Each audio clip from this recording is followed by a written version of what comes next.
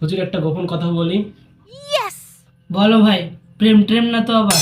হ্যাঁ হুজুর, একজনের ভালোবাসি, বিয়ের চিন্তায় আছি। কয়টা সাবজেক্টে ফেল করছো? দুইটা হুজুর। আর কয়টা বিয়ের কাবিননামা বানাইছো? হুজুর আমি তো শুধু প্রেম করছি। প্রেম করছো, পড়ালেখা বাদ দিছো, এখন আবার বিয়ের ফতোয়া লাগবে। আগে মানুষ হও, তারপরে বিয়ের দোয়া নিও। হুজুর প্রেম কি তাহলে হারাম? ভালো লাগা হারাম না, কিন্তু হারাম পথে যাওয়া, মায়ায় জড়িয়ে পড়া, সময় নষ্ট করা, এগুলো হচ্ছে গুনাহের কাজ। ইসলাম চায় তুমি বিয়ে করো, কিন্তু আগে প্রস্তুতি নাও, তারপর বিয়ে করো। হুজুর আমি চেষ্টা করব ইনশাআল্লাহ।